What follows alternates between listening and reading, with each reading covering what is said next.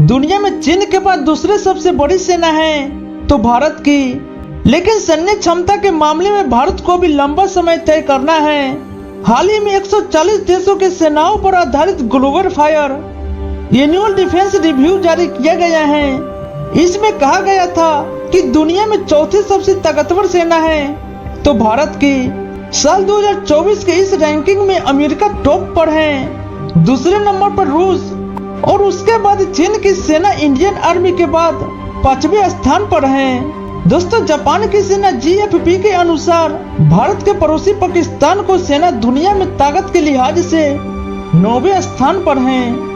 इस रैंकिंग में एक खास बात यह है कि इसमें तमाम देशों की परंपरागत हथियारों से लड़ने की क्षमता पर ध्यान दिया गया है, ताकि परमाणु बम बगैर से। इसकी वजह यह है कि सभी देश के पास परमाणु क्षमता नहीं है। इस रैंकिंग में इस बात पर भी ध्यान दिया गया है कि किस देश में किस हथियार प्रणाली के विकास पर काम हो रहा है। जो कुछ भी अभी अधूरा है उसे इस रैंकिंग में दरकिनार कर दिया गया है। GFP इंडेक्स में 50 से ज्यादा पहलुओं पर विचार किया गया है, लेकिन इसमें सैनिकों की संख्या से लेकर तमाम तरह के हथियारों गैर किया गया है। यह भी देखा गया है कि सेना की हालत कैसी है। इसके आधार पर तय किया गया है कि युद्ध की शुरुआत में वह सेना कहां ठहरेगी। दोस्तों, भारत में जितने सैनिक हैं उसमें से 30% से कम ही एक्टिव सर्विस स्टेट के तहत। चीन और रूस में यह आंकड़ा 60% से ज्यादा है। अमेरिका में 70% से ज्यादा है, लेकिन भारत के पैरा मिलिट्री फोर्स का जबरदस्त बैंक ऑफ भी है। इन अर्ध सैनिक बलों की भारत के कुल रिजर्व मिलिट्री मैन पावर से मिलकर देखो तो आंकड़ा 36,82,000 हो जाते हैं। ऐसे में सैनिक को जरूरत पड़ने पर किसी भी ड्यूटी के लिए बुलाया जा सकता है। इस तरह से देखें तो यह आंकड़ा चीन के मुकाबले 3 गुना है। GFP के अनुसार कुल उपलब्ध सैनिक के हिसाब से भारत के पास 51,32,000 सैनिक हैं।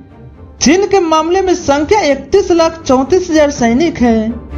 GFP में यह भी देखा जाता है कि देश की आबादी का कितना हिस्सा हर साल मिलिट्री में भर्ती होने वाले कितने उम्र में पहुंच रहे हैं। किसी भी देश में कुल उपलब्ध मिलिट्री मैन पावर तय करने में यह पहल काफी अहम होता है। भारत इस मामले में भी चीन और दूसरे देशों से आगे है।